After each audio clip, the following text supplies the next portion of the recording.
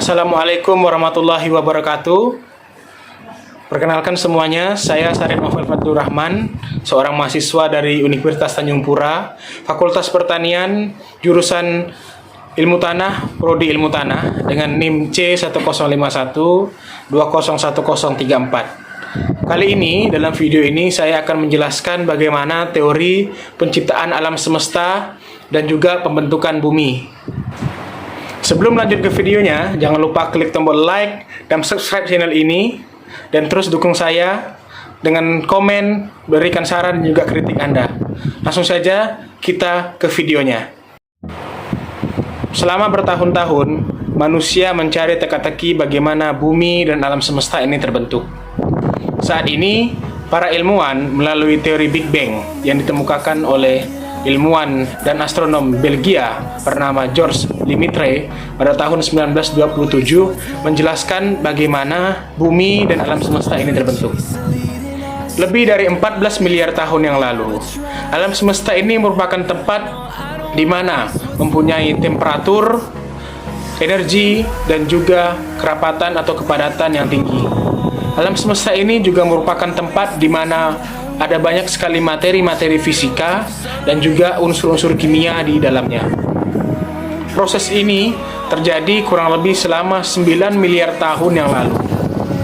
Proses-proses ini terus berjalan dan terus berputar sampai akhirnya di ujung alam semesta, tepatnya di pinggir galaksi Bima Sakti, terjadi ledakan dua supernova yang maha dahsyat. Supernova sendiri merupakan ledakan dari sebuah bintang yang sangat besar yang telah mati, di mana bintang ini telah habis membakar semua bahan bakar yang ada di dalamnya. Supernova ini kemudian meledak dan menghasilkan awan gas dan juga debu es yang sangat-sangat banyak yang menutupi alam semesta. Gas dan juga awan-awan ini kemudian merujuk terbentuknya sistem tata surya yang baru, yaitu sistem tata surya kita. Banyaknya unsur gas helium dan hidrogen kemudian memicu terbentuknya sebuah bintang yang sangat besar, yaitu matahari. Terbentuknya matahari ini kemudian memicu terbentuknya planet-planet lain di sistem tata surya galaksi Bima Sakti.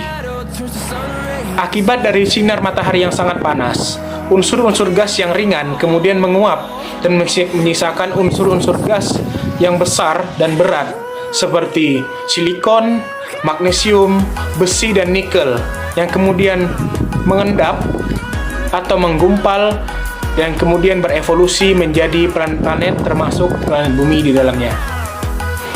Teori terbentuknya planet bumi akibat menguapnya unsur-unsur gas yang ringan dan planet bumi yang tercipta dari unsur-unsur gas yang berat merupakan teori Weizsäcker, yaitu teori yang dikemukakan oleh seorang ilmuwan dan astronom Jerman bernama Carl Friedrich von Weizsäcker, di mana dikatakan bumi dan sistem tata surya Bima Sakti sendiri tercipta kurang lebih 4,5 miliar tahun yang lalu. Dijelaskan pula oleh Carl von Weizsäcker bahwa tata surya terbentuk dari gumpalan awan, gas, dan debu. Sekarang ini di alam semesta bertebaran gumpalan awan dan debu lebih dari 5 miliar tahun lalu. Salah satu gumpalan awan itu mengalami penempatan. Pada proses penempatan ini, partikel-partikel debu tertarik ke bagian pusat awan tersebut dan membentuk gumpalan berupa bola yang kemudian berlapis-lapis. Lama-kelamaan, gas ini memipih menyerupai bentuk cakram yang tebal di bagian tengah dan lebih tipis di bagian tepinya. Partikel-partikel di bagian tengah kemudian saling menekan sehingga menimbulkan panas dan menjadi pijar. Bagian inilah yang disebut matahari. Bagian yang lebih luar berpusing sangat cepat sehingga terpecah-pecah menjadi banyak gumpalan gas dan debu lainnya. Gumpalan kecil ini juga berpilin-pilin yang kemudian membeku dan menjadi planet-planet dan satelit-satelit planet-planet tersebut. Setelah terbentuknya planet bumi ini, kemudian permukaan planet bumi terus berevolusi hingga muncullah daratan-daratan dan juga lapisan atmosfer pertama yang merupakan cikal bakal adanya kehidupan di dalam planet bumi. Lalu, di dalam lautan pertama yang tercipta, hadirlah atau lahirlah para organisme-organisme pertama makhluk hidup yang kemudian menjadi cikal bakal makhluk hidup yang ada di bumi saat ini.